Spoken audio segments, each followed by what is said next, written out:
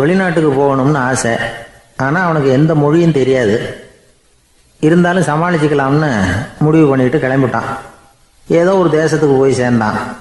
அங்கே அவனுக்கு யாரையும் தெரியாது. அவங்க என்ன மொழியில் பேசிக்கிறாங்க அப்படிங்கிறது கூட புரியல. என்ன பண்ணுறதுன்னு யோசனை பண்ணிட்டு ஒரு இடத்துல நின்றுக்கிட்டு இருக்கிறான். எதிர ஒரு பெரிய கட்டடம், நிறைய பேர் உள்ளே போயிட்டு இருக்கிறாங்க. இவனும் அவங்க பின்னாடியே உள்ளே போனான். ஒரு பெரிய அறை, அலங்காரம்லாம் பண்ணி வச்சிருக்கிறாங்க. நிறைய பேர் சாப்பிட்றதுக்காக உட்காந்துருக்குறாங்க. இவனுக்கு நல்ல பசி, அதனால் இவனும் உட்காந்தான். சாப்பாடு போட்டாங்க, சாப்பிட்டான். அன்பான உபசரிப்பு. இவன் மனசு உள்ள நினச்சிக்கிட்டான், இது ஏதோ அரசருடைய அரண்மனை மாதிரி தெரியுது, இன்னைக்கு ஏதோ விருந்து நடக்குது, நல்ல வேளை நம்ம பசியும் தீர்ந்தது அப்படின்னு நினச்சிக்கிட்டே நிமிர்ந்து பார்க்குறான். சாப்பாடு பரிமாறினவன் எதிரில் ரொம்ப பணிவோட முதுக வளைச்சி வணக்கம் தெரிவித்தான். இவனும் எழுந்திரிச்சு நின்று முதுக வளைச்சி வணக்கம் தெரிவித்தான். ரொம்ப நன்றின்னா. அவன் ஒரு சீட்டை இவன் கையில் கொடுத்தான். இவன் அதை வாங்கி பார்க்குறான். என்ன எழுதியிருக்குன்னு ஒன்றும் புரியல. சரி, இந்த நாட்டில் தங்களுடைய நன்றியை சீட்டில் எழுதி தான் கொடுப்பாங்க போல இருக்கு அப்படின்னு நினச்சிக்கிட்டு மறுபடியும் நன்றின்னா. ஆனால் அவன் காசை கொடுங்கன்னா. ஏன்னா அது ஒரு ஹோட்டல், இவன் சாப்பிட்டதுக்கான பில் அது. இவன் அதை புரிஞ்சிக்கவே இல்லை. நன்றின்னு அந்த சீட்டில் எழுதி கொடுக்குறாங்க போல இருக்கு அப்படின்னு நினச்சிக்கிட்டு அதை வாங்கி சட்டை பையில் பத்திரமா வச்சுக்கிட்டு பரவாயில்லைங்க ரொம்ப மகிழ்ச்சின்னா. ஒரு வெளிநாட்டுக்காரனுக்கு இவ்வளவு தூரம் மரியாதை பண்ணுறீங்களே, எங்கள் ஊருக்கு போனதும் உங்களை பற்றி நிறைய சொல்லுவேன் அப்படின்னா. இவன் என்ன சொல்கிறான்னு அவனுக்கு புரியல. இவனை பிடிச்சி அழைச்சிட்டு போய் முதலாளி முன்னாடி நிறுத்தினான். நாம் சொன்னதில் இவனுக்கு ரொம்ப பெருமையாக இருக்கணும் போல இருக்கு, அதுதான் பெரிய இடத்துக்கு அழைச்சிட்டு வந்திருக்கிறான் அப்படின்னு இவன் நினச்சிக்கிறான். அவரும் பில்லுக்கான பணத்தை கொடுங்கிறாரு. பரவாயில்லைங்க ரொம்ப மகிழ்ச்சி நன்றிங்கிறான் இவன். அவரு பார்த்தார், இவனை நீதிமன்றத்துக்கு அனுப்பி வச்சுட்டார். இவன் என்ன நினச்சிக்கிட்டான், நம்மளை இந்த ஊர் ராஜா முன்னாடியே அழைச்சிக்கிட்டு வந்து நிறுத்தி இருக்கிறாங்க போல இருக்கு, என்ன ஒரு பெருந்தன்மை அப்படின்னு நினச்சிக்கிறான். நீதிபதி சொன்னார், சாப்பிட்டதுக்கான பணத்தை கொடுத்துரு, இல்லைன்னா அதுக்கான தண்டனையை அனுபவிக்க வேண்டி இருக்கும்னார். ராஜாவே நமக்கு நன்றி சொல்கிறாரு போல இருக்கு அப்படின்னு நினச்சிக்கிறான் இவன். என் மகிழ்ச்சிக்கு எல்லையே இல்லைங்க அப்படின்னா. அவர் பார்த்தார், இவனுக்கு தண்டனை கொடுக்க வேண்டியது தான் அப்படின்னு முடிவு பண்ணார். உடனே தீர்ப்பு எழுதினார். இவனை கழுதையில் பின்புறமாக உட்கார வைங்க, இவன் ஒரு மோசடிக்காரன் அப்படின்னு ஒரு போர்டு எழுதி அவன் கழுத்தில் மாட்டுங்க, அப்புறம் அந்த கழுதையை ஊர் பூரா விரட்டுங்க அப்படின்னார். இவனுக்கு தான் மொழி புரியலையே, ஏதோ நடக்குது அப்படிங்கிறது மட்டும் புரியுது. எல்லாரும் சேர்ந்து இவனை ஒரு கழுதை மேலே உட்கார வச்சாங்க. ஓஹோ, நம்மளை பாராட்டி ஒரு ஊர்வலம் நடத்துகிறாங்க போல இருக்கு அப்படின்னு நினச்சிக்கிறான் இவன். எல்லாரும் சத்தம் போட்டுக்கிட்டு கையை தட்டிக்கிட்டு கழுதை பின்னாடி ஓடி வர்றாங்க. இவனுக்கு ரொம்ப உற்சாகமாக இருக்குது. எல்லாருக்கும் கை கூப்பி வணக்கம் சொல்லிக்கிட்டே போகிறான். கூட்டத்தில் திடீர்னு ஒரு தெரிஞ்ச முகம் தெரியுது. அவனுடைய தேசத்தை சேர்ந்த ஒரு ஆள் அவன். அவனை பார்த்ததும் இவனுக்கு ரொம்ப உற்சாகம். நம்ம ஊருக்கு போனதும் இங்கே நமக்கு கிடைச்ச மரியாதையெல்லாம் உண்மைதான்னு சொல்கிறதுக்கு ஒரு சாட்சியும் கிடைச்சிட்டுது அப்படின்னு நினச்சிக்கிறான்.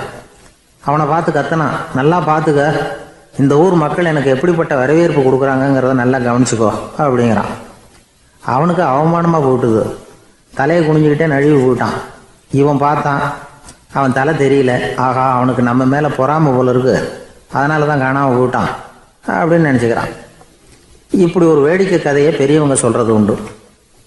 கதை வேடிக்கையாக இருந்தாலும் இதில் உள்ள கருத்து என்ன தெரியுமா? அந்த கழுதை மேலே உட்காந்துருக்கிறானே, அது மாதிரி தான் நாமளும் அகங்காரங்கிற கழுதை மேலே உட்காந்துக்கிட்டு இருக்கோமா. நாமளும் கிட்டத்தட்ட அதே மாதிரி பிரம்மையில் தான் இருக்கிறோமா. என்ன நடக்குதுங்கிறதே புரியறதில்ல. அகங்காரத்தில் பேசுகிறவனுக்கும் சித்த சுவாதீனம் இல்லாமல் பேசுகிறவனுக்கும் அதிக வித்தியாசம் இருக்கிறதில்ல. அது மாதிரி ஒருத்தன் தன்னுடைய வீட்டை சுற்றி சேற்றை வாரி இறைச்சிக்கிட்டு இருந்தானா. அந்த வழியாக வந்த ஒரு பெரியவர் அதை பார்த்துருக்கார். என்னப்பா பண்ணிகிட்டு இருக்கிற அப்படின்னு கேட்டாராம். கழுதைகளை விரட்டிக்கிட்டு இருக்கிறேன் அப்படின்னானா. இங்கே கழுதைகளே காணுமே அப்படின்னாரான் அவர். அதுதான் ஏற்கனவே விரட்டி விட்டனே அப்படின்னானா இவன். ஒரு ஊரில் ஒரு ராஜா இருந்தார். அவர் ஒரு நாள் காலையில் அரண்மனையில் மேல் மாடத்தில் வந்து நின்றுக்கிட்டு இருந்தார். அப்போ ஒரு ஆள் வீதியில் ரொம்ப வேகமாக ஓடிக்கிட்டு இருக்கான். அதை ராஜா கவனித்தார். அவன் மனசில் ஏதோ ஒரு தவிப்பு இருக்குங்கிறத புரிஞ்சுக்கிட்டார். உடனே அரண்மனை சேவகர்களை கூப்பிட்டார். அந்த ஆளை இங்கே அழைச்சிட்டு வாங்க அப்படின்னார். இவங்க ஓடி போய் அந்த ஆளை அழைச்சிட்டு வந்தாங்க. மன்னர் முன்னாடி நிறுத்தினாங்க. மன்னர் அவனை நிமிர்ந்து பார்த்தார். எதுக்காக இவ்வளோ வேகமாக ஓடிக்கிட்டு இருக்கிற அப்படின்னு கேட்டார். இதுக்கு அவன் சொன்னான், மன்னா, நம்ம கோட்டையின் வடக்கு வாசல் இருக்கு இல்லையா, அது ஓரமாக ஒரு பெரிய பாறாங்கல் கிடக்கு. அதுக்கு அடியில் நான் ஒரே ஒரு வெள்ளி நாணயத்தை புதைச்சி வச்சுருக்கேன். அது இப்போ எனக்கு தேவைப்படுது. என்னுடைய மனைவிக்கு ஒரு பரிசு வாங்கி கொடுக்க வேண்டியிருக்கு. அதுக்காக தான் அவசரமாக ஓடிக்கிட்டு இருக்கிறேன் அப்படின்னா. மன்னர் யோசனை பண்ணார். அப்புறம் சொன்னார், அதுக்காகவா இப்படி ஓடுற? பரவாயில்ல, அதை பற்றி கவலைப்படாத. நான் உனக்கு 10 வெள்ளி காசுகள் தர்றேன், வாங்கிட்டு திரும்பி போ அப்படின்னார். இவன் தலையை சொரிஞ்சான். மன்னா, நீங்கள் கொடுக்கறத ரொம்பவும் மகிழ்ச்சியோடு வாங்கிக்கிறேன். இருந்தாலும் அதுக்கப்புறம் அந்த வடக்கு வாசலுக்கு போய் அங்கே இருக்கிற ஒரு நாணயத்தையும் எடுத்துக்கிட்டு போயிடுறேனே அப்படின்னானா. இதை பாருப்பா, அந்த ஒரு நாணயத்தை மறந்துடு, உனக்கு 100 வெள்ளி நாணயங்கள் தரேன் இருக்கார். மன்னா, ரொம்ப மகிழ்ச்சி. உங்கள் மாதிரி தாராள குணம் வேற யாருக்கும் வராது. நீங்கள் கொடுக்குற 100 நாணயங்களையும் வாங்கிக்கிறேன். இருந்தாலும் வடக்கு வாசலுக்கு போய் அதையும் எடுத்துக்கிட்டா 101 ஆயிடுமே அப்படின்னானா. இதை பாருப்பா, அந்த ஒரு நாணயத்தை மறந்துடு, அது எக்கேடாவது கெட்டு போகட்டும். நான் உனக்கு 100 பொற்காசுகள் தரேன், அதையாவது வாங்கிட்டு வந்த வழியிலேயே திரும்பி போடுன்னாரான். தங்க நாணயங்களே தரேன்னு சொல்கிறீங்க, தாராளமாக வாங்கிக்கிறேன். இருந்தாலும் வடக்கு வாசலுக்கு போய் அப்படின்னு மறுபடியும் ஆரம்பித்தான். அரசர் பொறுமை இழந்துட்டார். கடைசியாக ஒரு முடிவுக்கு வந்துட்டார். இதை பாருப்பா, உனக்கு என்னுடைய ராஜ்யத்திலேயே பாதியை கொடுத்துட்றேன், அப்படியாவது திருப்தியாக திரும்பி போ அப்படின்னாராம். மன்னா, உங்களுடைய பெருந்தன்மைக்கு ஈடு இணையே கிடையாது. தேசத்திலேயே பாதி பிரித்து கொடுக்குறேன்னு சொல்கிறீங்க. அதனால் உங்ககிட்ட ஒரு சின்ன வேண்டுகோள் அப்படின்னானா. சொல்லுன்னாராம் மன்னர் ஆர்வமாக. இவன் மெதுவாக ஆரம்பித்தான். அப்படி இந்த ராஜ்யத்தை 2ஆக பிரிக்கிறப்போ அந்த வடக்கு வாசல் இருக்கிற பக்கத்தை என்கிட்டயே கொடுத்துருங்கோ அப்படின்னானா. மன்னர் அசந்து போயிட்டார். இந்த கதை எதுக்காகன்னு கேட்டால், மனம்ங்கிறது ஒரு குரங்குங்கிறத புரிஞ்சுக்கிறதுக்காகத்தான். உன்னை பிடிச்சிக்கிட்டா லேசில் விடாது. அப்படிப்பட்ட மனசை அறிவு தான் வழி நடத்தணும். அதில் தான் வாழ்க்கையின் வெற்றி அடங்கியிருக்குது. ஒரு சின்ன பையன் தெருவில் அழுதுகிட்டு இருந்தான். ஏன்பா அழுவுறேன்னு ஒரு பெரியவர் கேட்டார். 1 ரூபா காசை இங்கே தொலைச்சுட்டேன் அப்படின்னா. சரி, அதுக்காக அழாத, அதுக்கு பதிலாக 10 ரூபா தரேன், இந்தா வச்சுக்கோன்னு கொடுத்தாரு. அந்த 10 ரூபாயை வாங்கி சட்டப்பையில் போட்டுக்கிட்டு அதை விட அதிகமாக சத்தம் போட்டு அழ ஆரம்பிச்சுட்டான். மறுபடியும் ஏன்டா அழறேன்னு கேட்டார் பெரியவர். அந்த 1 ரூபாயும் கிடச்சிட்டுதுன்னா இப்போ என்கிட்ட 11 ரூபா இருக்குமே, இப்போ 10 ரூபா தானே இருக்குது அப்படின்னு சொல்லிவிட்டு அழறான். சங்கீத வித்வான்களில் பல வகை உண்டு. சில குறிப்பிட்ட ராகங்களை பாடுறதுல அவங்களுக்கு பெருமை வர்றது உண்டு. ஆனால் ஒருத்தர் இருந்தார், அவரால் ஒரு ராகத்துக்கே பெருமை வந்தது. அந்த ராகத்தை அவர் வாசித்து கேட்கணும் அப்படின்னு சொல்லுவாங்க. அது என்ன ராகம்னா தோடி ராகம். சரி, அந்த வித்வான் யாருன்னா அவர் தான் திருவாவடுதுறை ராஜரத்னம் பிள்ளை.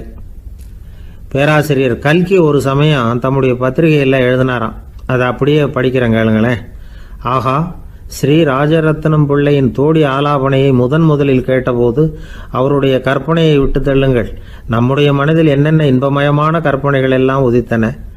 குழந்தை தாயிடம் கொஞ்சம் குரலை கேட்டோம், அன்னை குழந்தையிடம் கொஞ்சம் குரலை கேட்டோம், ரதியும் மன்மதனும் பேசிக்கொண்ட காதல் மொழிகளை கேட்டோம், முருகன் சிவபெருமான் செவிகுளிர மொழிந்த உபதேசத்தை கேட்டோம், கலைமகள் கவிஞனுக்கு அருளிய ஆசி மொழிகளை கேட்டோம், நாரத முனிவருடைய தம்பூரா சுருதியை கேட்டோம், ராவணன் தன் எலும்பை ஒடித்து வீணையாகச் செய்து வாசித்த கானத்தை கேட்டோம், கானப்பறவைகளின் கலகல ஒலியை கேட்டோம், கோல குயில்களின் குரல் இனிமையை கேட்டோம்.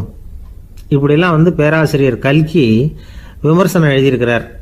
திருவாவடுதுறை ராஜரத்னம் பிள்ளை அவர்களுடைய வாசிப்பை கேட்டுட்டு டி.என். ராஜரத்னம் பிள்ளை இறந்து போனார். அப்போ கவிஞர் கண்ணதாசன் எழுதினார், செவியனில் ஓடி எங்கள் சிந்தையில் ஓடி இந்த புவியெல்லாம் ஓடி நின்பார் பொங்கிய தோடி வேறிங்கு எவரிடம் போகும் ஐய இனி அதை காப்பார் யாவர் அவிந்தனின் சடலத்தோடே அவிந்தது தோடிதானும் அப்படின்னு எழுதினாராம். அந்த அளவுக்கு அவருடைய தோடியை ரசித்தவர்கள் உண்டு. அதே மாதிரி தோடின்னா என்னன்னு தெரியாமலே அவரை ரசித்தவங்களும் அந்த காலத்தில் உண்டு. அதாவது ஒரு பெரிய சபையில் இவர் வாசிச்சுக்கிட்டு இருக்கிறார். பாதியில் ஒரு பெரிய மனுஷன் உள்ளே வந்தார். அவர் உடம்புல பட்டு வேஷ்டி, ஜருகை, அங்கவஸ்திரம், வாயில் வெத்தலை, வாசனை புகையில, காதில் வைரக்கடுக்கன், கழுத்தில் தங்க சங்கிலி, கை விரல் பூரா மோதிரம், கையில் ஒரு வெள்ளி வெத்தலை புட்டி, உதவிக்கு 2 பேர் பக்கத்தில். இவ்வளவு பந்தாவோடு வரார் கச்சேரி கேட்கறதுக்கு. இப்படி வந்தவர் முதல் வரிசையில் உட்கார்ந்தார். வித்வான் வாசித்து முடித்ததும் இவர் அவரை பார்த்து, ஐயா, நீங்கள் தோடி வாசிக்கிறதுல ரொம்ப கெட்டிக்காரர்னு கேள்விப்பட்டிருக்கேன். அதை கேட்கறதுக்காக தான் மெனக்கிட்டு வந்திருக்கிறேன். அதை வாசிங்களேன் அப்படின்னாராம் இந்த பெரியவர். ராஜரத்னம் பிள்ளைக்கு ஒன்றும் புரியல. ஏன்னா இது வரைக்கும் அவர் வாசிச்சுக்கிட்டு இருந்ததே அந்த தோடி ராகத்தை தான். அதை வாசித்து முடித்ததும் அதை வாசிங்களேன்னு இவர் கேட்குறார். அப்படின்னா இவரோட ஞானம் எப்படிப்பட்டது? இவ்வளவும் கேட்டுட்டு இப்படி கேட்குறாரே அப்படின்னு அவர் யோசிச்சிருக்கிறார் ராஜரத்னம் பிள்ளை. உடனே என்ன பண்ணார் தெரியுமா? பக்கத்தில் ரொம்ப சாதுவாக சுருதி போட்டுக்கிட்டு இருந்த ஒரு முதுகில் ஓங்கி ஒரு குத்து விட்டாராம். அவருக்கு ஒன்றும் புரியல, எதுக்கு நம்மளை அடிக்கிறார் இவர், நம்மளை குத்துறாரு வித்வான்னு. அவர் அதிர்ச்சியால் இவர் நிமிர்ந்து பார்த்துருக்கார். அப்போ ராஜரத்னம் பிள்ளை சொன்னாராம், ஏய்யா ஐயா பெரிய மனுஷன், என்னுடைய பரம ரசிகர், தோடி ராகம் கேட்கணுங்கிறதுக்காக இவ்வளோ தூரம் வந்திருக்கிறார், வந்து வரிசையில் உட்காந்துருக்கார். நீ இந்த சமயம் பார்த்து தோடி ராகம் வாசிக்கிற நாதஸ்வரத்தை வீட்டில் வச்சுட்டு வந்துட்டியே, இப்போ ஐயாவுக்காக அந்த ராகத்தை நான் எப்படி வாசிக்கிறது அப்படின்னு சொல்லிவிட்டு மறுபடியும் முதுகில் ஒரு அடி கொடுத்தாராம். அடி வாங்கினவருக்கே சிரிப்பு அடக்க முடியலையா. எனக்கு இது மட்டும்தான் சார் தெரியும், இதை தவிர வேறு எதுவும் தெரியாது அப்படின்னு சொல்லிக்கிட்டே காலம் தள்ளுறவங்க ரொம்ப பேர். அவங்கெல்லாம் கஷ்டப்பட வேண்டியிருக்கும். ஒருத்தர் தன்னுடைய தொழிலில் ரொம்ப கெட்டிக்காரராக இருக்கலாம், அதுக்காக எப்பவும் அதே ஞாபகத்தில் இருந்துக்கிட்டு உலகியல் அறிவு இல்லாமல் இருந்துடக்கூடாது, அது ஆபத்து. இதுக்காக நம்ம தாத்தா பாட்டிலாம் ஒரு கதை சொல்லுவாங்களே, கேள்விப்பட்டிருக்கீங்களா? ஒரு சமயம் ஒரு 4 பேர் சேர்ந்து வெளியூருக்கு பிரயாணம் போனாங்களாம். அந்த 4 பேர் எப்படி தெரியுமா? ஒருத்தர் வேதாந்தி, இன்னொருத்தர் சங்கீத வித்வான், 3வது ஆள் வைத்தியர், 4வது ஆள் ஜோசியர். இவங்க 4 பேரும் நண்பர்கள். அதனால் சேர்ந்து புறப்பட்டாங்க. வழியில் ஒரு ஊரில் தங்கினாங்க. இருட்டி போச்சு. அதனால் இன்றைக்கி ராத்திரி இங்கேயே தங்கி இருந்துட்டு நாளைக்கு புறப்படலாம் அப்படின்னு தீர்மானம் பண்ணாங்க. சாப்பாட்டுக்கு என்ன பண்ணுறது? அங்கேயே கடத்தெருவுக்கு போய் சாமான்லாம் வாங்கியாந்து சமைச்சு சாப்பிட்லாம்னு முடிவு பண்ணாங்க. 4 பேர் இருக்கிறதுனால ஆளுக்கு ஒரு காரியமாக செய்யலாம் அப்படின்னு வேலையை பிரிச்சுக்கிட்டாங்க. வைத்தியர் கரிகாய் வாங்க போனார், வேதாந்தி எண்ணெய் வாங்க போனார், ஜோசியர் பலசரக்கு வாங்க போனார், சங்கீத வித்வானுக்கு சமைக்கிற வேலை. எல்லாம் சரி. ஆனால் நடந்தது என்ன தெரியுமா? கடைத்தெருவுக்கு காய்கறி வாங்க போனார்ல வைத்தியர், அங்கே போய் மார்க்கெட்டில் பார்த்தார். ஒவ்வொரு கறிகாயாக எடுத்து பார்த்தார். இது பித்தம், உடம்புக்கு ஒத்துக்காது, இது வாயு, உடம்பு ஒத்துக்காது அப்படின்னு ஒவ்வொன்றா தள்ளினார். கடைசியில் ஒன்றுமே தேரல, வெறுங்கையோடு திரும்பி வந்துக்கிட்டு இருக்கிறார். எண்ணெய் வாங்க போனார் வேதாந்தி, அவர் ஒரு தொன்னையில் எண்ணெயை வாங்கினார். பேசாமல் அதை எடுத்துகிட்டு வர வேண்டியது தானே, முடியல. அவருடைய வேதாந்த மூளை சிந்திக்க ஆரம்பிச்சுட்டுது. இந்த தொன்னைக்கு எண்ணெய் ஆதாரமா அல்லது எண்ணெய்க்கு தொன்னை ஆதாரமா அப்படிங்கிற ஆராய்ச்சியில் இறங்கினார். என்னாச்சு தெரியுமா? அப்படி கவுத்து பார்த்தார். வாங்கின எண்ணெய் பூராவையும் வழியில் கொட்டிவிட்டு வெறும் தொன்னையோடு சேர்ந்தார். பலசரக்கு வாங்க போனார் ஜோசியர், அவர் ஒரு வழியில் பார்த்தார். வழியில் வந்தவங்களெல்லாம் அங்கங்கே ஒரு மரத்தடியில் உட்கார வச்சு அவங்களுக்கெல்லாம் ஆர்வம் சொல்ல ஆரம்பிச்சிட்டார். அப்படி ஒவ்வொருத்தராக சொல்லி முடிச்சுட்டு கடத்தருக்கு போய் சேர்ந்தார். இவர் அங்கே போய் சேர்றதுக்குள்ளே ரொம்ப நேரம் ஆகிட்டுது. கடையெல்லாம் பூட்டி விட்டு போயிட்டாங்க. என்ன செய்கிறது? அவரும் வெறுங்கையோடு திரும்பி சேர்ந்தார். சரி, இவங்க கதை தான் இப்படி ஆச்சு. அங்கே சமைக்கிறதுக்காக உட்காந்துருந்தார் சங்கீத வித்வான், அவர் கதை என்னாச்சு தெரியுமா? அங்கே அவர் அடுப்பை பற்ற வச்சு ஒலையை கொதிக்க வச்சார். அதாவது ஒரு பானையில் தண்ணியை ஊற்றி அடுப்பில் வச்சார். அது கொதிக்க ஆரம்பிச்சிது. தண்ணி கொதிக்கிற சத்தம் இருக்குதுல்ல, அது இவருக்கு தாளம் போடுறது மாதிரி இருந்தது. ஒரே குஷி, பாட ஆரம்பிச்சிட்டார். பாடிக்கிட்டே உற்சாகமாக கையில் இருந்த கரண்டியால் அந்த பானையில் தட்டினார், தாளம் போடுறதா நினச்சிக்கிட்டு. அவ்வளவுதான், பானை பட்டுன்னு உடஞ்சி போச்சு. தலையில் கையை வச்சுக்கிட்டு அவரும் உட்காந்துட்டார். எந்த தொழில் தெரிஞ்சாலும் சரி, அதை புத்திசாலித்தனமாக பயன்படுத்த தெரியலன்னா ஆபத்து தான். அதுக்காக தான் இந்த கதை. ஒரு பஸ்ஸு டிரைவர் ரொம்ப கெட்டிக்காரர். பஸ்ஸை ரொம்ப திறமையாக ஆபத்து இல்லாமல் ஓட்டினதுக்காக பரிசுலாம் வாங்கினவர். அவரே ஒரு படகு ஓட்டுறதுக்காக அழைச்சிட்டு போயிருக்கிறாங்க, மோட்டார் படகு. அதையும் ரொம்ப திறமையாக தான் ஓட்டிகிட்டு போயிருக்கிறாரு. நடுக்கடலில் போனதும் படகு நின்று போச்சு. மோட்டாரில் ஏதோ கோளாறு. என்ன செய்யலாம் அப்படின்னு அந்த டிரைவரை கேட்டிருக்கிறாங்க படகுல இருந்தவங்கெல்லாம். அப்போ அவர் சொன்னாராம், கவலைப்படாதீங்க, ஒன்றும் பிரச்சனை இல்லை, எல்லாரும் கொஞ்சம் கீழே இறங்கி பின்னாடி தள்ளுங்க, மோட்டார் ஸ்டார்ட் ஆகிடும் அப்படின்னாராம். இமயமலை அடிவாரத்தில் ஒரு மடம், அங்கே ஒரு சன்னியாசி இருந்தார். அவர்கிட்ட ஒருத்தர் வந்தார். சுவாமி, ஆசையை உதற நினைக்கிறேன், முடியல, ஒட்டிக்கிட்டே வருது அப்படின்னாராம். இப்படி உட்கார, ஒரு கதை சொல்கிறேன் அப்படின்னு சொல்லி அவர் சொல்ல ஆரம்பித்தாராம். அவர் சொன்ன கதை என்னென்னா, ஒரு ஊரில் ஒரு ஆள் இருந்தான். அவன் பேர் குப்புசாமி. அவங்ககிட்ட எப்பவும் ஒரு பழைய தொப்பி இருக்கும், விடவே மாட்டான். அதனால் அவனை எல்லாரும் தொப்பி சாமி அப்படின்னு தான் கூப்பிடுறது வழக்கம். ஒரு புது தொப்பி வாங்கிக்கப்படாதாப்பா அப்படின்னு நண்பர்கள்லாம் சொல்லி பார்த்தாங்க. பணத்துக்கு எங்கே போவேன் அப்படின்னு விட்டானா. பணம் வச்சுருக்கான், செலவு பண்ண மனசு வரல. மகா கஞ்சன். பழைய பாட்டில்கள்லாம் வாங்கி விற்றுக்கிட்டு இருந்தான். அப்படி ஒரு தடவை பழைய கண்ணாடி சாமான்களை ஏலத்தில் எடுத்தப்போ அதில் ஒரு அருமையான சென்ட்டு பாட்டில் கிடச்சிது. உடனே ஒரு ஐடியா பண்ணான். அந்த சென்ட்டை சின்ன சின்ன பாட்டில்களில் அடைச்சி ஜன்னல் ஓரமாக அடுக்கி வச்சுட்டான். அதை விற்றா நிறைய பணம் கிடைக்குமே, அதனால். இதுக்கு இடையில் ஒரு நாள் அவன் அப்படியே உட்காந்துருந்தான். அந்த நேரம் நண்பன் வந்தான். ஏண்டா உன் பழைய தொப்பியை மாற்றப்படாதா, ஊரில் எல்லோரும் கேலி பேசுகிறாங்களே ஒன்று தொப்பி சாமின்னு அப்படின்னு சொல்லி கேட்டிருக்கான். இந்த சென்ட்டு பாட்டில் விற்றதும் பணம் வரும், அதுக்கப்புறம் பார்க்கலாம் அப்படின்னு நானா இவன். சரி வா நீச்சல் குளத்துக்கு போயிட்டு வருவோம் அப்படின்னு கூப்பிட்ருக்கான் நண்பன். 2 பேரும் போனாங்க. அதே நேரம் அந்த ஊர் நீதிபதியும் அங்கே குளிக்க வந்தாராம். அவர்கிட்ட இருந்தது விலை வசந்த ஒரு புது தொப்பி. அதை அங்கே இருந்த ஸ்டாண்டில் மாட்டிவிட்டு குளிக்க போனார். இதுக்கிடையில் குப்புசாமி குளிச்சுட்டு வந்தான். அவனுடைய பழைய தொப்பியை காணலை. அந்த புது தொப்பியை பார்த்தா இது நண்பனுடைய வேலை தான் அப்படிங்கிறதாக புரிஞ்சுக்கிட்டு அதை எடுத்து மாட்டிகிட்டு வந்துட்டான். நீதிபதி குளிச்சுட்டு வந்து பார்க்குறாரு, தொப்பியை காணும். போலீஸில் புகார் கொடுத்தார். அவங்க தேடினாங்க. ஒரு மூலையில் பழைய தொப்பி கிடச்சிது. அடடா இது நம்ம குப்புசாமியோட தொப்பி இல்லையா அப்படின்னு நானா ஒருத்தன். உடனே அவன் வீட்டுக்கு தேடிட்டு போயிருக்காங்க. அங்கே போய் பார்த்தா புது தொப்பி அங்கே இருக்குது. உடனே அவனுக்கு 1000 ரூபா அபராதம் போட்டாங்களாம். அவன் பணத்தை கட்டிவிட்டு ரொம்ப எரிச்சலோடு வீட்டுக்கு வந்தான். பழைய தொப்பி கண்ணில் பட்டது. மறுபடியும் உன்னால் தானே எனக்கு 1000 ரூபா நஷ்டம் அப்படின்னு சொல்லி அதை எடுத்துக்கிட்டு அப்படி போயிருக்கான். அந்த ஊர் குளத்தில் வீசி எரிஞ்சிட்டு வந்துட்டான். அது மீன் பிடிக்கிற ஒருத்தன் கையில் சிக்கிச்சு. அவன் வர்ற வழியில் அதை எடுத்து வேகமாக வீசி எறிஞ்சான். அது நேராக குப்புசாமி வீட்டு ஜன்னல் வழியாக உள்ளே இந்த சென்ட்டு பாட்டில்கள் மேலே உழுந்து எல்லாம் உடஞ்சி நொறுங்கி போச்சு. குப்புசாமி பார்த்தான். தோட்டத்தில் ஆழமாக ஒரு குழியை வெட்டினான். அந்த தொப்பியை போட்டான், மூடிவிட்டான். இதை அடுத்த வீட்டுக்காரன் பார்த்தான். ஏதோ புதையல் தான் வச்சுருக்கான் போல இருக்குன்னு நினச்சான். போலீஸில் போய் புகார் கொடுத்துட்டான்.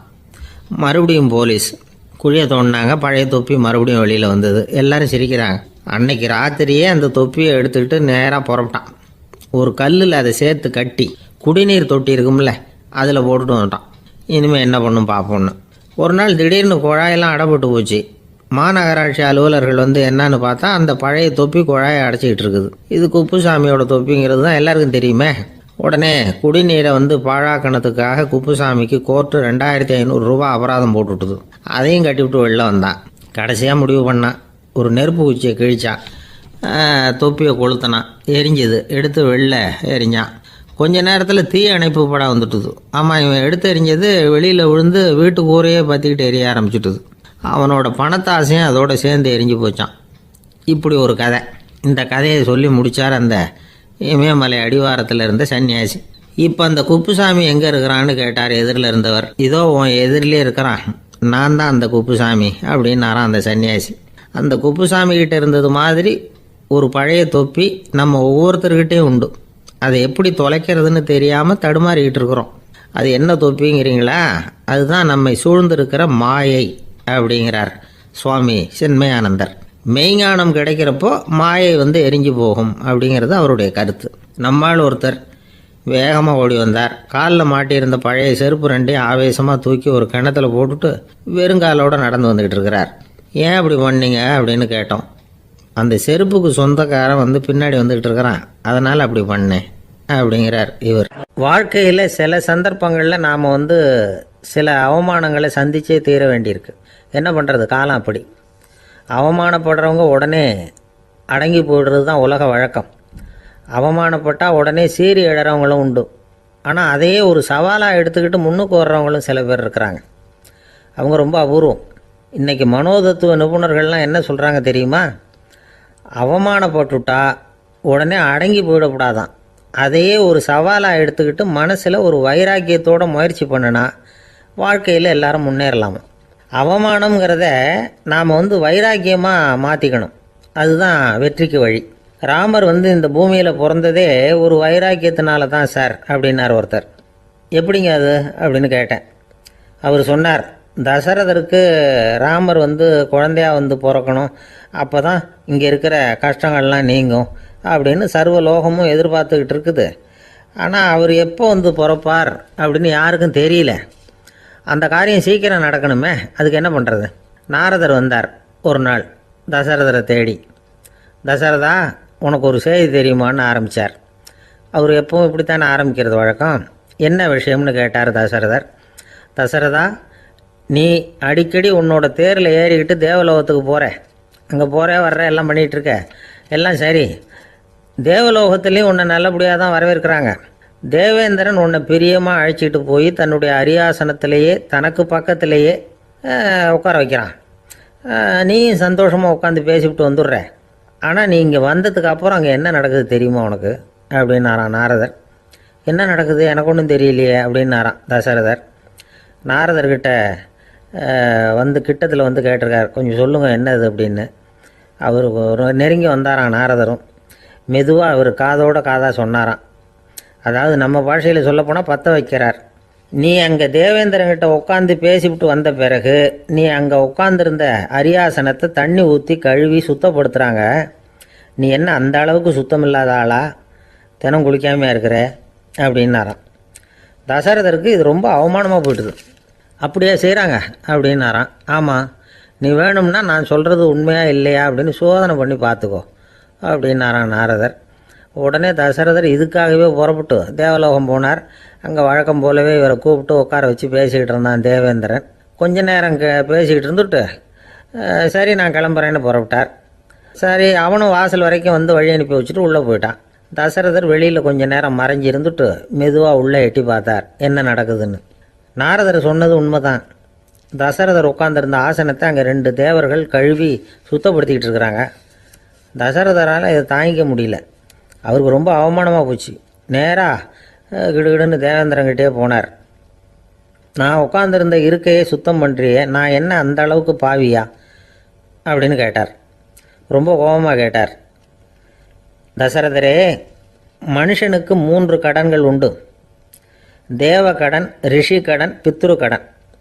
இதை தீர்க்காதவன் பாவியாகிறான். இதில் மகனை பெறுவதால் தான் பித்ரு கடன் தீரும்.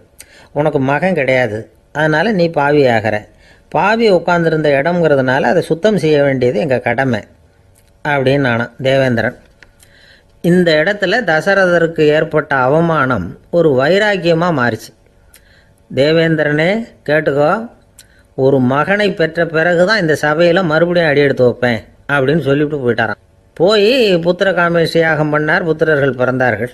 இந்த கதையில் உள்ள கருத்து என்னென்னா, தேவேந்திரன் தசரதரை அப்படி அவமானப்படுத்தலைன்னா அவருக்கு இப்படி ஒரு வைராக்கியம் பிறந்திருக்குமா யோசிச்சு பார்க்கணும். நமக்கு ஏற்படுகிற சில அவமானங்களையும் வைராக்கியமாக மாற்றிக்குவோம். அப்படி மாற்றிக்கிட்டோம்னா வாழ்க்கையில் முன்னேறலாம். நம்ம ஆளுங்க சில பேர் அவமானத்தை வைராக்கியமாக மாற்றிக்கிறது எப்படி தெரியுமா? நம்மக்கிட்ட ஒரு பையன் சொன்னான், எங்கள் அப்பா என்னை எல்லாருக்கும் முன்னாடி வச்சு திட்டிவிட்டார், பொறுப்பு இல்லாமல் ஊர் சுற்றுறேன்னு சொல்லி அவமானப்படுத்தி விட்டார். இனிமேல் நீ என் முகத்திலேயே முழிக்காதரா போடான்னு வேற சொல்லிவிட்டார். எனக்கு ரோஷம் வந்துட்டுது. அந்த அவமானத்தை வைராக்கியமாக மாற்றிக்கிட்டேன். அன்னையிலேருந்து அவர் முகத்திலேயே முழிக்கிறது இல்லை அப்படின்னா. அப்படியான்னு கேட்டோம். ஆமாங்க, அவர் வீட்டில் இல்லாத நேரமாக பார்த்து உள்ளே சமையல் கட்டுக்கு போய் சாப்பிட்டுட்டு நைஸாக வெளியில் வந்துடுவேன் அப்படிங்கிறான் அவன். ஒரு கடைக்கு போனேன், 5 ரூபா பணத்தை எடுத்து கொடுத்தேன். ஒரு தினசரி பத்திரிக்கையை கேட்டேன். அவர் உடனே அங்கே அடுக்கி வச்சுருந்த பத்திரிகையில் ஒன்று எடுத்து என் கையில் கொடுத்தார். வாங்கிக்கிட்டேன். மீதி பணத்தை எடுத்தார். அதையும் என் கையில் கொடுக்கணும்ல, கொடுக்கல. எதிரில் இருந்த பலகையில் வச்சு எடுத்துக்க சொன்னார். எப்பவும் அவர் அப்படி தான் பண்ணுவார். நானும் எடுத்துக்கிட்டு வந்துடுவேன். இவர் ஏன் இப்படி பண்ணுறாருங்கிறது எனக்கு ரொம்ப நாளாக ஒரு சந்தேகம். ஒரு நாள் அவர்கிட்டயே இதை கேட்டுவிட்டேன். ஏங்க, நீங்கள் உங்கள் கடைக்கு பொருள்கள் வாங்குறவங்களுக்கு நீங்கள் பாக்கி சில்லறையை கொடுக்குறப்போ பலகையில் வச்சு விட்றீங்க, கையில் கொடுக்க மாட்டேங்கிறீங்களே ஏன் அப்படின்னு கேட்டேன். காசை கையில் கொடுத்தா நம்மக்கிட்ட இருக்கிற லட்சுமி போயிடுவா சார் அப்படின்னார். அதாவது பணம் செலவாயிடும் அப்படின்னு அர்த்தமா. இன்னொரு நண்பர், அவர் ஒரு நாள் வழக்கத்துக்கு மாறாக ரொம்ப சோகமாக உட்காந்துருக்கிறார். ஏங்க என்னாச்சு, ஏன் இப்படி கப்பலே கவிழ்ந்தது மாதிரி உட்காந்துருக்குறீங்க அப்படின்னு கேட்டேன். கப்பலே கவிழ்ந்திருந்தா கூட நான் இப்படி கவலைப்பட மாட்டேன் சார், வேற ஒன்று நடந்து போச்சுன்னார். என்னன்னு கேட்டேன். என் உச்சந்தலையில் பல்லி ஒன்று விழுந்துட்டுதுன்னார். அதுக்காகவா இப்படி அப்படின்னு ஆச்சரியப்பட்டேன். ஆமாங்க, பல்லி உச்சந்தலையில் விழுந்தால் பலன் என்னன்னு பஞ்சாங்கத்தில் பார்த்தேன், மரணம்னு போட்டிருக்கு அப்படின்னு சொல்லிவிட்டு அவர் தொடர்ந்து கவலைப்பட ஆரம்பிச்சிட்டார். இப்படியும் ஒருத்தர். என் கூட வேலை பார்க்குற ஒருத்தர் எப்படி தெரியுமா, தினமும் வலது காலை வச்சு தான் ஆஃபீஸுக்கு உள்ளே நுழைவார். என்னைக்காவது தவறுதலாக இடது காலை வச்சு உள்ளே வந்துட்டார்னா அன்னைக்கு பூரா மனசு சங்கடப்படுவார். எந்த வேலையும் சரியாக ஓடாது. கேரம் போர்டு ஆடுற ஒருத்தர் எப்போ ஆட உட்காந்தாலும் ஸ்ட்ரைக்கரை கை தவறி கீழே விழுற மாதிரி பண்ணி அதுக்கப்புறம் அதை எடுத்துக்கிட்டு ஆட உட்காருவார். ஏன்னா எப்போவும் ஒரு தடவை நிஜமாகவே அது கை தவறி கீழே விழுந்திருக்குது. அன்னைக்கு பிரமாதமாக ஜெயிச்சுட்டார். உடனே ஒரு முடிவுக்கு வந்துட்டார், கை தவறுனா லாபம் அப்படின்னு. அதுக்கப்புறம் அதையே பழக்கமாக்கிக்கிட்டார். பூனை குறுக்க போனால் சகனம் சரியில்லைன்னு நினைக்கிறவங்க உண்டு. ஆனால் ஒருத்தர் எப்படி தெரியுமா, அவர் வெளியில் கிளம்புற சமயம் பக்கத்து வீட்டு ரேடியோவில் மியாவ் மியாவ் பூனை குட்டின்னு பாட்டு சத்தம் கேட்டால் கூட போதும், சகனம் சரியில்லைன்னு பிரயாணத்தை கேன்சல் பண்ணிவிடுவார். இப்போ இவ்வளவும் எதுக்கு சொல்கிறோம்னா, அளவுக்கு மீறின சகுன நம்பிக்கைகள் இருக்கு பாருங்க, இதோட பயமும் சேர்ந்துக்கிட்டதுன்னு வச்சுக்கோங்க, இது ஒருத்தருடைய மனநிலையை பாதிச்சிடும். இது உளவியல் நிபுணர்கள் சொல்கிற கருத்து. வாழ்க்கையே தடுமாற வச்சிரும். பாதுகாப்பு இல்லாத உணர்வு, ஒரு விதமான டிப்ரெஷன் மனநிலை, இதெல்லாம் தான் இதுக்கு காரணமாக அமையலாம். சில பேர் காய்கறி நறுக்க கத்தியை கையில் எடுத்தால் கூட நேரம் சரியாக இருக்கா அப்படின்னு பார்த்துட்டு தான் வேலையை ஆரம்பிக்கிறது வழக்கம். அறிவு தான் மனசுக்கு வாத்தியாராக இருக்கணும். அப்போ தான் வாழ்க்கை நிம்மதியாக இருக்கும். அறிவு மனசு சொல்கிறபடியெல்லாம் கேட்க ஆரம்பிச்சுட்டுதுன்னா இடைஞ்சல் தான். ஒருத்தருக்கு 7ஆம் நம்பர் தான் ராசியான நம்பரான். 7ஆம் தேதி தான் எந்த காரியத்தையும் ஆரம்பிப்பாராம். 7 எழுத்து வர்றது மாதிரி பேரை மாற்றி வச்சுக்கிட்டார். 7 மணிக்கு தான் தினமும் எழுந்திருப்பார். 7ஆம் நம்பர் வீட்டில் தான் குடியிருக்கார். கல்யாணம் கூட 7ஆம் தேதி தான் பண்ணிக்கிட்டார். அவர் ஒரு நாள் குதிரை பந்தயத்துக்கு போனாராம். குதிரையோட பேரையெல்லாம் பார்த்தார். ஒரு குதிரையோட பேர் 7 எழுத்தில் அமைஞ்சிருந்தது. 7 தானே இவருக்கு அதிர்ஷ்ட நம்பர். அதனால் உடனே அது பேரில் பணத்தை கட்டினார். பந்தயம் நடந்தது. என்ன சார் ஆச்சுன்னு கேட்டாங்க. நான் பணம் கட்டின அந்த என்னோட குதிரை 7ஆவதாக சேர்ந்தது சார் அப்படின்னாராம் சோகமாக. ஒரு ஊரில் ஒரு ராஜா இருந்தார். அவர் ஒரு பூனை வளர்த்தார். ரொம்ப செல்லமாக அவர் அந்த பூனையை வளர்த்தார். அவர் என்ன பண்ணுவார் தெரியுமா, இரவு நேரத்தில் அந்த பூனையோட தலையில் ஒரு விளக்கை வச்சுருவார். அந்த பூனை ரொம்ப ஜாக்கிரதையாக அந்த விளக்கு கீழே விழுந்துடாமல் பார்த்துக்கும். தலையை ஆட்டாமல் ரொம்ப நிதானமாக ராஜா பின்னாடி நடந்து போய்கிட்டே இருக்கும். அந்த விளக்கு வெளிச்சத்தில் எல்லா வேலைகளையும் செஞ்சுருவார். கையில் ஒரு விளக்கை தனியாக எடுத்துகிட்டு போக வேண்டிய அவசியமே இல்லை. விளக்கை தூக்கிட்டு போகிற வேலையை அந்த பூனை பார்த்துக்கும். அதனால் ராஜாவுக்கு அந்த பூனை மேலே ரொம்ப பிரியம். மந்திரிகளையெல்லாம் கூப்பிட்டு அவங்கக்கிட்ட சொல்லுவார், பார்த்தீங்களா இந்த பூனை எவ்வளவு விசுவாசமாக நடக்குது, என் பேரில் எவ்வளவு மரியாதை பார்த்தீங்களா அதுக்கு அப்படிம்பார். இதை கேட்டுவிட்டு அங்கேருந்து அமைச்சர்களில் ஒருத்தர் சொன்னார், மன்னா நீங்கள் சொல்கிறது சரிதான், இருந்தாலும் இந்த பூனையோட விசுவாசத்தை நாம் கொஞ்சம் சோதித்து பார்க்க வேண்டியிருக்கு அப்படின்னாராம். சரி, உங்கள் ஆசையை ஏன் கெடுக்கணும், நல்லா சோதித்து பாருங்கள் அப்படின்னு சொல்லிவிட்டார் ராஜா. உடனே அந்த அமைச்சர் என்ன பண்ணார் தெரியுமா, எங்கேயோ புறப்பட்டு போனார். ஒரு 5-6 எலிகளை பிடிச்சிட்டு வந்தார். அரண்மனையில் ராஜா ஏதோ வேலை பார்த்துக்கிட்டு இருக்கிறாரு. பக்கத்தில் அந்த பூனை ரொம்ப பணிவாக நின்றுக்கிட்டு இருக்குது. அது தலையில் விளக்கு எரிஞ்சிக்கிட்டு இருக்கு. அமைச்சர் தான் பிடிச்சிட்டு வந்த எலிகளை அந்த பூனை பார்வையில் படுறது மாதிரி எதிரில் விட்டார். அந்த எலிகள்லாம் அங்கேயும் இங்கேயும் ஓட ஆரம்பிச்சிது. அதை பார்த்தது பூனை. அவ்வளவுதான். தலையில் இருக்கிற விளக்கை பற்றியும் கவலைப்படலை, ராஜாவை பற்றியும் கவலைப்படல. ஒரே பாய்ச்சலாக பாஞ்சு எலிகளை துரத்த ஆரம்பிச்சுட்டுது. தலையில் இருந்த விளக்கு எங்கேயோ போய் விழுந்தது, அணைஞ்சு போச்சு. இருட்டில் ராஜா தடுமாற ஆரம்பிச்சுட்டார். இந்த சமயத்தில் அந்த அமைச்சர் மறுபடியும் விளக்கை ஏற்றினார். வெளிச்சம் வந்தது. அதுக்கப்புறம் அந்த அமைச்சர் பேசினார், அரசே, பூனையோட விசுவாசத்தை பார்த்தீங்களா, எலி அது கண்ணில் படுற வரைக்கும் தான் விசுவாசமாக இருந்தது. அது மாதிரி எலியை பார்த்ததும் எல்லாத்தையும் விட்டுட்டு அதை துரத்த ஆரம்பிச்சுட்டு பார்த்தீங்களா, தான் அந்த பூனையை பற்றி நினச்சது தப்புங்கிறது அதுக்கப்புறம் தான் அந்த ராஜாவுக்கு புரிஞ்சுதான். சரி, இப்போ எதுக்கு இந்த கதையெல்லாம் அப்படிங்கிறீங்களா, இந்த பூனை மாதிரி தான் நம்ம மனசும். மனசை எவ்வளவு தான் பயிற்சி கொடுத்து பக்குவமாக வச்சுருந்தாலும் பார்க்குறதுக்கு பரமசாது மாதிரி தான் இருக்கும். பார்க்க வேண்டியதை பார்த்துட்டுதுன்னா பாஞ்சிரும். இந்த பூனை மாதிரி புலன் இன்ப பொருள்கள் கிட்டாத வரைக்கும் மனம் அடங்கி இருக்கிறது மாதிரி தான் தெரியும். கொஞ்சம் வாய்ப்பு கிடைச்சாலும் அது குதிக்க ஆரம்பிச்சிடும், தப்பு பண்ண ஆரம்பிச்சிடும். பெரிய பெரிய முனிவர்கள் வாழ்க்கையில் நடந்த வீழ்ச்சி இதை தான் நிரூபிக்குது. புலன்களின் ஆற்றல் அதிகம். அதனால் மனக்கட்டுப்பாடு பயிற்சிகளில் ரொம்ப எச்சரிக்கையாக இருக்கணுங்கிறார் சுவாமி சிவானந்தர். மது பழக்கத்தையே விட்டுவிட்டேன்னு உறுதியாக இருப்பான். கடை கண்ணில் பட்டுவிட்டுதுன்னா கால் அவனை கேட்காமலே இழுத்துக்கிட்டு உள்ளே போயிடும். இதுதான் மனசுங்கிறது. அதுதான் அந்த ராஜா வளர்த்த பூனை. நம்மால் ஒருத்தன் அந்த ராஜா பூனை தலையில் விளக்க வச்சது மாதிரி இவன் தன்னுடைய தலையிலேயே ஒரு விளக்கை ஏற்றி வச்சுக்கிட்டு என்னத்தையோ தேட ஆரம்பித்தான். தேடிக்கிட்டு இருக்கிறான். தலையை ஆட்டாமல் நிதானமாக நடந்து ரொம்ப நேரமாக தேடிட்டு இருக்கிறான். அந்த சமயம் அங்கே வந்த ஒருத்தர் என்னத்தை தேடுறீங்கன்னு கேட்டார். அதுதான் மறந்து போச்சு அப்படின்னு இழுத்தான். சரி, கொஞ்சம் இப்படி உட்காருங்க, ஞாபகம் வந்ததும் தேட ஆரம்பிக்கலாம் அப்படின்னார் அவர். இவன் கொஞ்ச நேரம் உட்காந்து யோசித்தான். அப்புறம் திடீர்னு எழுந்திரிச்சான். ஞாபகம் வந்துட்டுதுன்னா. என்னன்னு கேட்டார். எங்கள் வீட்டில் இருந்த விளக்கை எங்கே வச்சேன்னு தெரியல, அதை தான் தேடிக்கிட்டு இருக்கிறேன், ஏற்றி வைக்கலாம்னு பார்க்குறேன் அப்படின்னா. இந்த உலகத்தில் நாம் நல்லபடியாக இருக்கணும்னா அதுக்கு முக்கியமாக தேவைப்படுறது ரெண்டு. ஒன்று செல்வம், இன்னொன்று அறிவு. சரி, இது ரெண்டில் சிறந்தது எது அப்படின்னு ஒரு கேள்வி கேட்டால் என்ன பதில் சொல்கிறது? இதே கேள்வியை ஹஸ்ரத் அலி அவர்கள்கிட்ட கேட்டாங்களாம். அவர் ஒரு பெரிய அறிஞர். கேள்வி கேட்டவங்களும் சாதாரண ஆட்கள் இல்லை, இவங்களும் அறிஞர்கள்.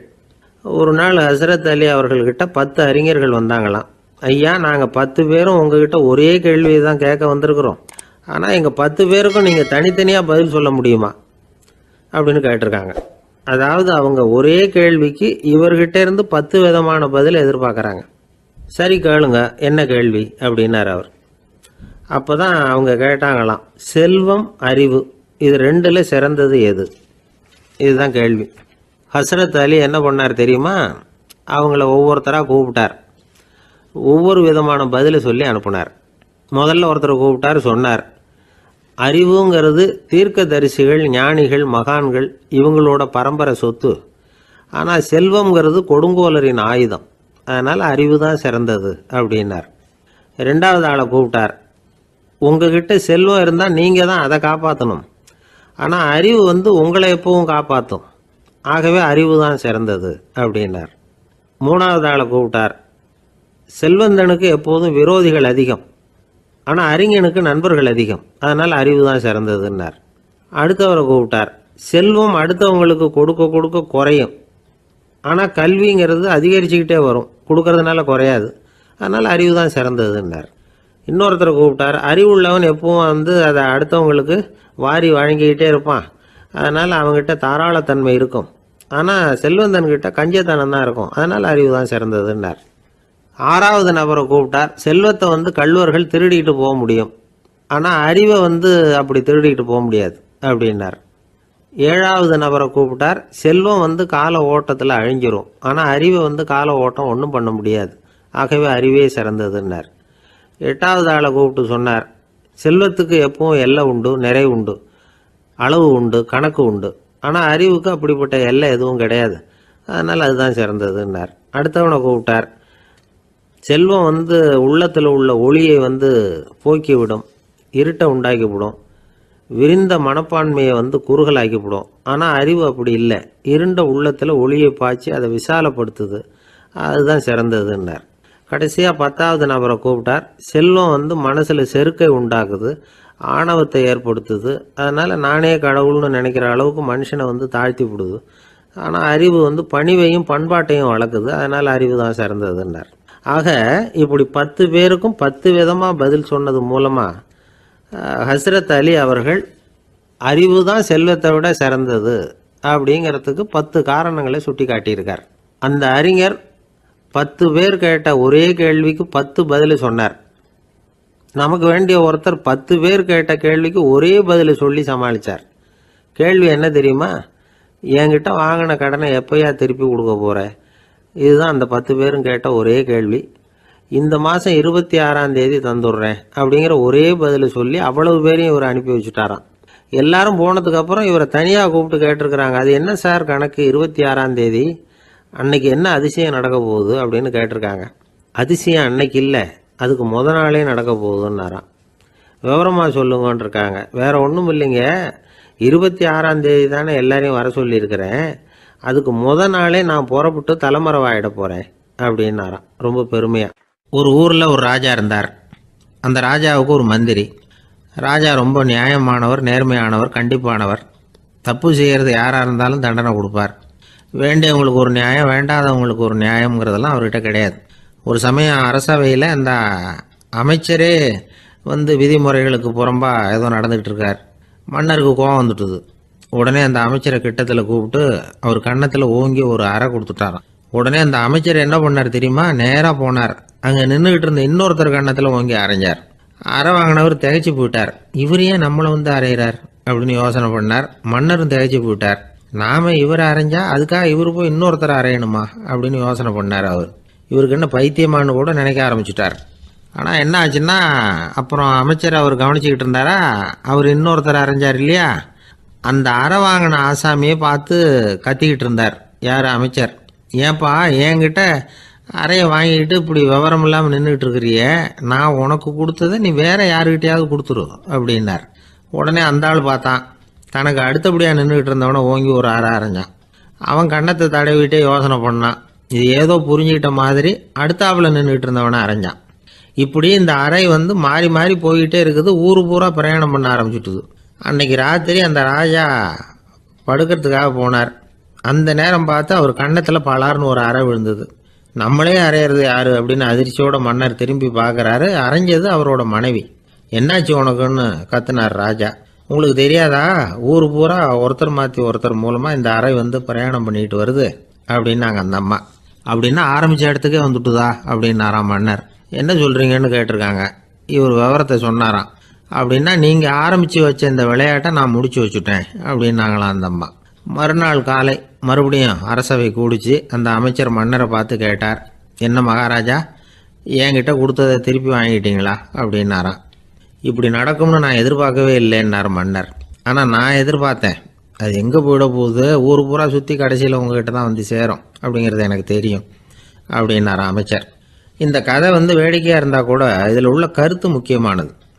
இந்த உலகத்தில் பல கருத்துக்கள் இப்படி தான் மாறி மாறி சுற்றி வந்துக்கிட்டே இருக்குது. நம்மளும் ஒருத்தன் தன்னுடைய நண்பன் ஒருத்தனை கடத்தரில் பார்த்தான். உடனே ஓடி போய் பலார்னு ஒரு அறை கொடுத்தானா. அவன் கன்னத்தை தடவிட்டு ஏன்டா என்ன அரைஞ்சேன்னு கேட்டிருக்கான். நீ ஏன்டா என்னை முட்டாள்னு என் மனைவிட்ட போய் சொன்னேன் அப்படின்ட்டுருக்கான் அவன். உன்னை ஒரு முட்டாள்னு சொன்னதுக்காகவா நீ என்ன அரைஞ்ச அப்படின்னு கேட்டிருக்கான் இவன். டேய், நான் அதுக்காக அறையலப்பா, அது ஒரு பெரிய ரகசியம். நான் முட்டாளுங்கிறது அந்த ரகசியத்தை நீ வந்து ஏன் எங்கள் வீட்டில் போய் சொன்னேன், அதுக்காக தான் அரைஞ்சேன் அப்படின்னு நானும் அவன். ஒரு இலக்கிய கூட்டம் ஏற்பாடு பண்ணியிருக்கிறோம், நீங்கள் அவசியம் வந்து அதில் பேசணும் அப்படின்னு கேட்டுக்கிட்டார் ஒருத்தர்.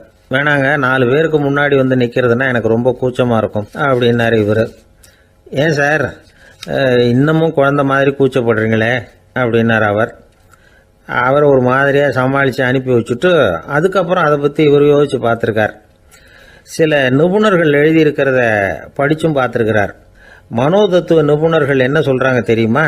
10லேருந்து 20% குழந்தைகள் பிறக்கிறப்பவே கூச்ச சுபாவம் கொண்டதாக தான் இருக்குதான். ஒரு தாத்தா தன்னோட பேர பிள்ளைய ஆசையாக கூப்பிடுறார் விளையாட்டு காட்ட, அதை அழுதுகிட்டு ஓடி போகுது. ஒரு அம்மா தன்னோட பிள்ளைய பள்ளிக்கூடத்தில் சேர்க்கறதுக்காக கூப்பிட்டுக்கிட்டு போகிறாங்க. அந்த புள்ள அம்மாவோட முந்தானையில் ஒளிஞ்சிக்கிட்டு வெளியில் வரமாட்டேங்குது. இவங்களெல்லாம் எப்படி சமாளிக்கிறது? குழந்தைகளோட கூச்ச சுபாவத்தை போக்குறது எப்படி? இதுக்கு நிபுணர்கள் சில யோசனைகளை சொல்லியிருக்கிறாங்க. மற்றவங்களுக்கு முன்னாடி என் பையனுக்கு கூச்சம் ரொம்ப அதிகம் சார், மற்றவங்க பார்த்தா ரொம்ப வெக்கப்படுறான், இப்படி சொல்கிற அப்பாக்கள் உண்டு. என் பையன் புது மனுஷால பார்த்தா அட்டையாக ஒட்டிக்குவான் சார் அப்படின்னு சொல்கிற அப்பாக்களும் உண்டு. இப்படிலாம் குழந்தைகளுக்கு வந்து முத்திரை குத்துறது ரொம்ப தப்பான். புதுசாக யாராவது வீட்டுக்கு வந்தால் குழந்தை தானாக தன்னோட கூச்சத்தையும் பயத்தையும் போக்கிக்கிட்டு சகஜமாக மாறி வர்றதுக்கு வாய்ப்பு கொடுக்கணுமா. ஒரு கூட்டத்துக்கோ அல்லது சொந்தக்காரங்க கல்யாணத்துக்கோ குழந்தைய அழைச்சிட்டு போகிறீங்க, அங்கே போய் கட்டாயப்படுத்தி குழந்தைய மற்றவங்க கிட்ட பேச சொல்லக்கூடாது. சில சமயம் குழந்தை தானாக தன்னுடைய கூச்ச சுபாவத்தை விட்டு பேசுறதுக்கு முன் வந்தால் அதை பாராட்டணும். குழந்தை கலகலப்பு இல்லாமல் மௌனமாக இருந்ததுன்னா அதையும் கண்டுக்கக்கூடாது. குழந்தை பேச ஆரம்பித்தா அதை ஆர்வத்தோடு கவனிக்க தெரியணும். கலந்து உரையாடுற பழக்கத்தை வீட்லேயே ஆரம்பிக்கலாம். கேட்டதுக்கு பதில் சொல் அப்படின்னு நீங்கள் அதிகாரம் பண்ணிகிட்டு இருக்கக்கூடாது. அது வந்து குழந்தைக்கு பேசுகிற சந்தர்ப்பத்தை குறைச்சிருமா. இப்போ நாம் அதிகாரம் பண்ணால் கேலி செய்கிற பழக்கம் குழந்தைகளை வந்து ரொம்ப பாதிச்சிருமா. பெரியவங்களானதுக்கு அப்புறமும் சில பேர் கூச்சத்தோடவும் பயத்தோடவும் இருக்கிறதுக்கு இதுதான் காரணம். சின்ன வயசில் அவங்கெல்லாம் ஏதாவது கேலிக்கு ஆளாகி இருப்பாங்க. 2வது குழந்தை மூத்த குழந்தைய வந்து கேலிக்கு ஆளாகிற சந்தர்ப்பங்களை கண்டு கேலி பண்ணினா அது இளம் நெஞ்சங்களை விட்டு நீங்கிறதே இல்லையா. எப்பவும் குழந்தையோட நடை உடை பாவனைகளை பற்றி சொல்லிக்கிட்டே இருக்கக்கூடாதான். அதுவே கூச்ச சுபாவத்தை கொண்டுட்டு வந்துருமா. அப்பா எங்கன்னு யாராவது கேட்டால் இது மாதிரி இன்ன காரியத்துக்காக வெளியில் போயிருக்கார், இத்தனை மணிக்கு திரும்பி வருவார் அப்படின்னு சொல்கிற அளவுக்கு குழந்தைகளை பழக்கப்படுத்தி வைக்கணும். ஃபோன்லேயே யாராவது விசாரித்தா கூட இது மாதிரி பதில் சொல்லு அப்படின்னு சொல்லணும். சின்ன சின்ன மீட்டிங்கில் 4 வார்த்தை பேச தயார் பண்ணலாம். ஒரு கடையிலையோ அல்லது ஹோட்டல்லையோ ஏதாவது விவரம் கேட்கணும்னா உங்கள் குழந்தைய தைரியமாக அனுப்புங்க. குழந்தைகள் பணிவாகவும் பொறுமையாகவும் விவரம் கேட்குறப்போ கூச்ச சுபாவம் தானாக போயிடும். சின்ன வயசுலேயே இப்படிலாம் பழக்கப்படுத்தினா தான் வருங்காலத்தில் தைரியமாக இந்த சமுதாயத்தில் வாழ முடியும். இல்லைன்னா 60 வயசுலேயும் அடுப்பங்கரையை விட்டு வெளில வர்றதுக்கு கூச்சப்பட்டுக்கிட்டு தான் இருக்க வேண்டியிருக்கும். இந்த காலத்து பிள்ளைங்க எவ்வளவோ பரவாயில்ல, எதுக்கும் தயங்குறதில்ல, கூச்சப்படுறதில்ல. ஒரு அம்மா அடுப்பங்கரையிலேருந்து சத்தம் போட்டாங்க, டேய் ராமு, தயவு பண்ணி அந்த டிவியை நிறுத்துறா, அந்த பெண்ணோட குரல் மகா மோசம், அடுப்பங்கரையில் இருக்கிற என்னாலேயே அதை சகிச்சிக்க முடியல அப்படின்னாங்களாம். உடனே பையன் கொஞ்சம் கூட தயங்காமல் பதில் சொல்கிறான், அம்மா இந்த குரல் டிவியிலேருந்து வரல, எழுத்த விட்டு மாமி தான் இங்கே வந்திருக்கிறாங்க, அவங்க தான் இப்போ என்னோட பேசிக்கிட்டு இருக்கிறாங்க அப்படின்னு நானும். வங்க நாவலாசிரியர் சரத் சந்திரர் ஒரு நண்பர் அவர்கிட்ட வந்தார். வழக்கமாக எல்லா எழுத்தாளர்கள்கிட்டையும் கேட்குற ஒரு கேள்வியை கேட்டார். நீங்கள் எழுத்துத்துறைக்கு வந்தது எப்படி? இதுதான் கேள்வி. அதை தெரிஞ்சு என்ன பிரயோஜனம்னார் சரத் சந்திரர். சும்மா சொல்லுங்களேன், தெரிஞ்சுக்கிறேன் அப்படின்னார் வந்தவர். சரி சொல்கிறேன்னு ஆரம்பித்தார். நான் ரங்கூனில் வேலை பார்த்துக்கிட்டு இருந்தேன். சம்பளம் பத்தில், வேலையும் பார்த்துக்கிட்டு ஒரு பலசரக்கு கடை வைக்கலாம்னு நினச்சேன். என்னால் மளிகை கடை வச்சு சரியாக நடத்த முடியுமாங்கிற சந்தேகம் என் மனைவிக்கு. அதை சோதனை பண்ணி பார்க்கணுங்கிறதுக்காக சில பொருள்களின் அளவு, அதோட விலை, இப்படி சிலதை சொல்லி எல்லாத்தையும் மனக்கணக்காக கூட்டி போட சொன்னாங்க. என்னால் சரியாக கூட்டி சொல்ல முடியல. உங்களால் மளிகை கடை நடத்த முடியாதுன்னு சொல்லிவிட்டாங்க. உடனே என்ன பண்ணுறது, வேறு வழி இல்லை, கதை எழுத ஆரம்பிச்சிட்டேன் அப்படின்னார். கேட்டவருக்கு சிரிப்பு வந்துட்டு தான். சரத் சந்திரர் ஒரு பக்கம் சீரியஸான நாவல்கள், சிறுகதைகள் எழுதியிருந்தாலும் அவருடைய இன்னொரு பக்கம் வேற விதம். நண்பர்கள்கிட்ட பேசும்பொழுதும் சரி, அவர்களுக்கு கடிதங்கள் எழுதும் போதும் சரி, கேலியும் கிண்டலும் நகைச்சுவை உணர்வும் அதிகமாக இருக்கும். காந்திஜி ஒரு சமயம் கல்கத்தாவுக்கு வந்திருந்தார். தேசபக்தர்கள் பல பேர் அவர்கிட்ட பேசிக்கிட்டு இருந்தாங்க. அப்போது சரத் சந்திரரும் அங்கே இருந்தார். கிரண் சங்கர் ராய் அப்படிங்கிறவரும் அங்கே இருந்தார். அவர் சொன்னாராம், காந்திஜியோட பழகிய முதல் வங்காளி நான் தான். போயர் யுத்த காலத்தில் இவர் லண்டனுக்கு வந்திருந்தப்போ என்கிட்ட தான் வங்காள மொழி கற்றுக்கிட்டார் அப்படின்னாராம். உடனே சரத் சந்திரர் காந்திஜியை பார்த்து, இவர் உங்களுக்கு வங்காள மொழி கற்றுக் கொடுத்தது உண்மைதானா அப்படின்னாராம். ஆமான்னாராம் காந்தி. அதனால தான் உங்களால் வங்காள மொழி கற்றுக்க முடியல அப்படின்னாராம். எல்லாரும் சிரிச்சாங்களாம். சரத் சந்திரர் சாம்தாபேர் அப்படிங்கிற கிராமத்தில் தங்கியிருந்தார் ஒரு இலக்கிய நிகழ்ச்சியில் கலந்துக்கிறதுக்காக. அதுக்காக ஒரு கல்கத்தாவுக்கு போக வேண்டிய சூழ்நிலை. அதுக்காக புறப்பட்டார். அந்த சமயத்தில் பின்னாடி இருந்து யாரோ அவரை கூப்பிட்டாங்க. இப்படி கூப்பிட்டவரை பார்த்து இன்னொருத்தர் யாரோ அதட்டி இருக்கிறாங்க. போகிறவரை ஏன் இப்படி கூப்பிடுறீங்க அப்படின்னு. ஏன் கூப்பிட்டா என்னன்னு கேட்டிருக்கார் சரத் சந்திரர். புறப்படுறவங்கள பின்னாடி இருந்து கூப்பிடுறது அபசகுனம், போகிற இடத்துல ஏதாவது ஆபத்து வரலாம் அப்படின்னு அதுக்கு விளக்கம் கொடுத்துருக்கிறார் அவர். உடனே சரத் சந்திரர் சொன்னாராம், இதோ இவங்க என்னை இலக்கிய கூட்டத்துக்கு அழைச்சிட்டு போகிறாங்களே, இதை விட வேற என்ன ஆபத்து வந்துட போகுது அப்படின்னாராம். இப்படி சரத் சந்திரருக்கு இயல்பாகவே நகைச்சுவை உணர்வு உண்டு. அவருடைய நண்பர் ஒருத்தர் வீட்டுக்கு கூப்பிட்டுருந்தார். அங்கே ஒரு கச்சேரிக்கு ஏற்பாடு பண்ணியிருந்தாங்க. சரத் சந்திரருக்கு இயல்பாகவே கச்சேரியில் நீண்ட ஆலோசனையெல்லாம் கேட்கறதுக்கு பொறுமை இருக்காது. அதனால் மெதுவாக பாட போகிறவர் எப்படி அப்படின்னு கேட்டிருக்கார். அவருக்கு ரொம்ப நல்லா பாட தெரியும் அப்படின்னு சொல்லியிருக்கிறாங்க. அதுக்கு சரத் சந்திரர், பாட தெரியுங்கிறது சரி, பாட்டை நிறுத்த தெரியுமா அதை சொல்லுங்கள் முதல்ல அப்படின்னாராம். ஒரு பெரியவர் உட்கார்ந்துருக்கிறார். அவரை சுற்றி அவருடைய தோழர்கள் உட்கார்ந்துருக்கிறாங்க. ஏதோ ஒரு முக்கியமான செய்தியை அவர் அவங்களுக்கு சொல்லிக்கிட்டு இருக்கிறார். அவங்களும் ஆர்வமாக கேட்டுக்கிட்டு இருக்கிறாங்க.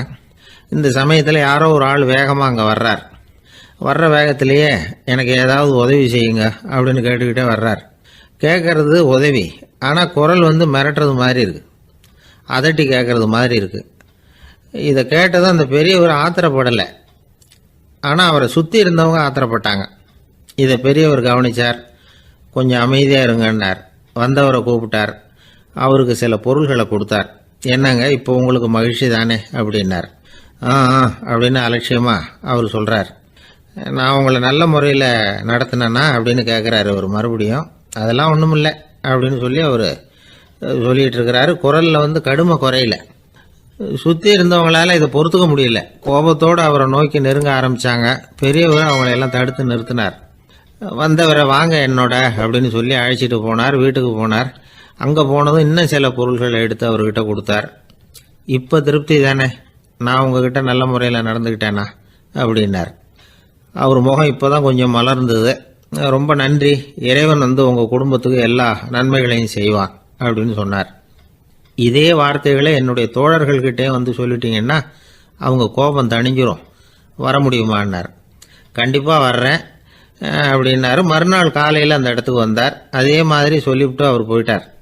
தோழர்கள்லாம் ரொம்ப வியப்போடு பெரியவரை பார்த்தாங்க. அந்த பெரியவர் தான் நபிகள் நாயகம்.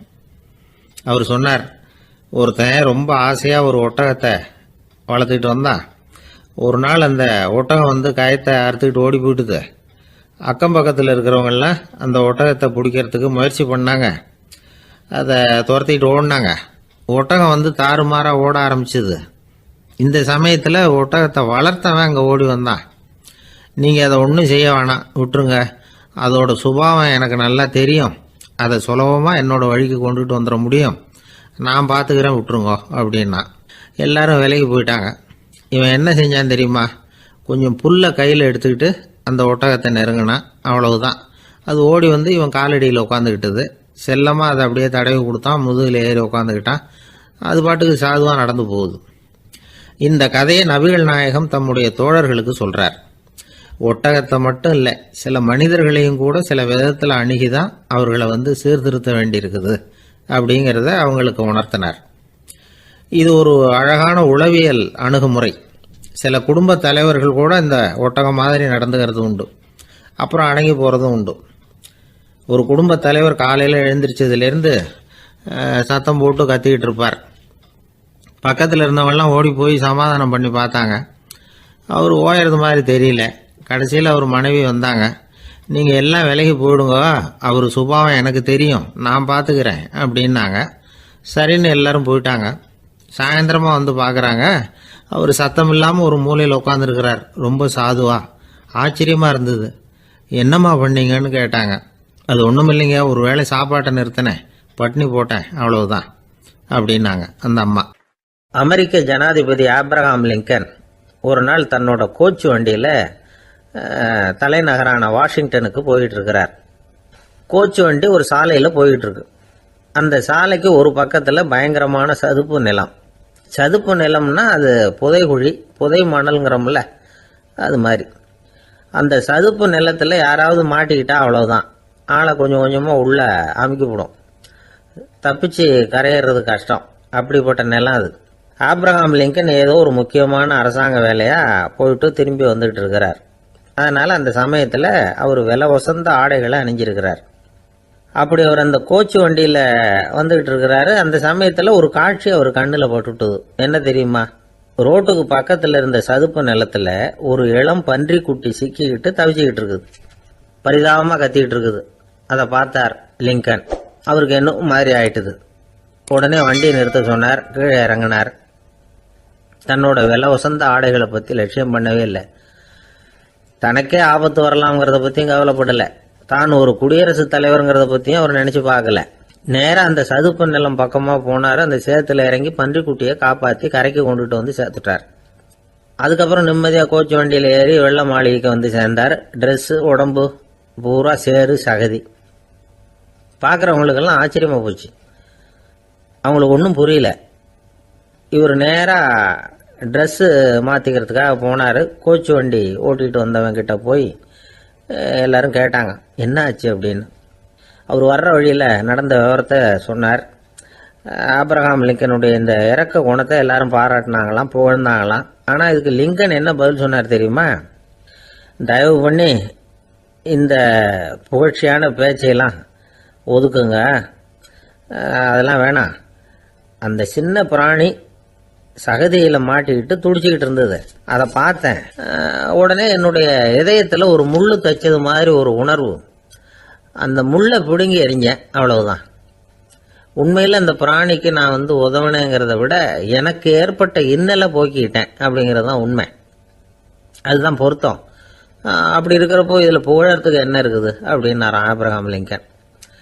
எவ்வளவு யதார்த்தமான வார்த்தைகள் பாருங்க.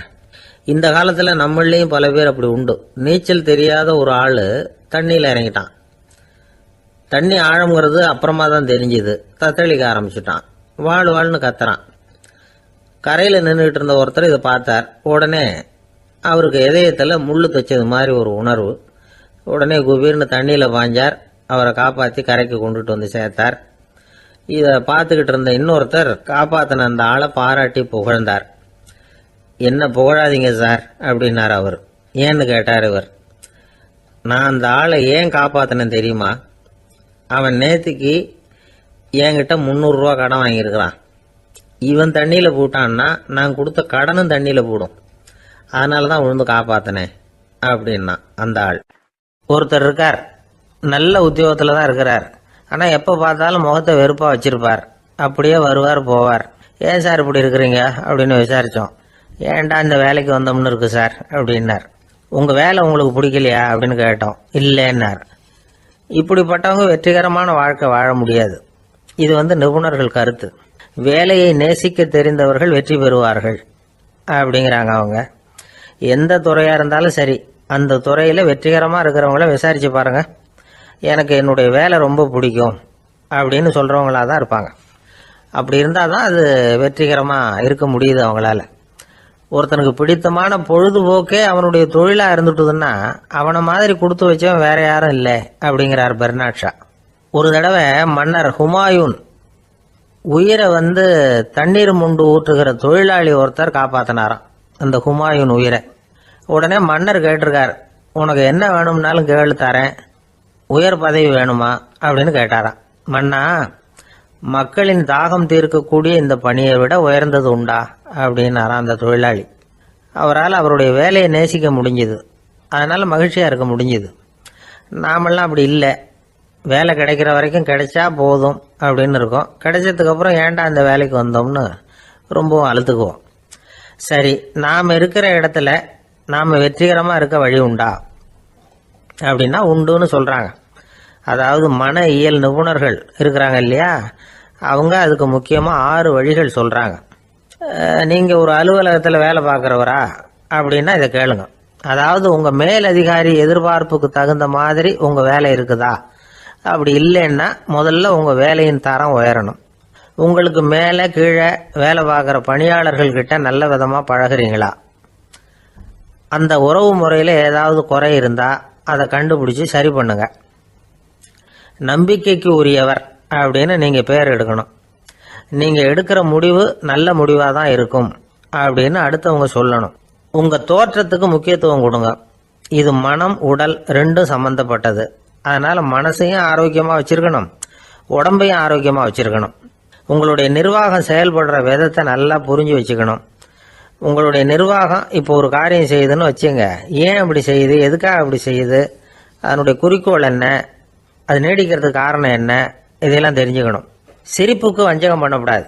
நல்லா சிரிக்கணும், அப்போ தான் அது திரும்ப கிடைக்கும். கடந்த கால தோல்வியை பற்றி கவலைப்படக்கூடாது. முதலாளி விருப்பம் தெரிஞ்சு நடந்துக்கிறது நல்லது தான்.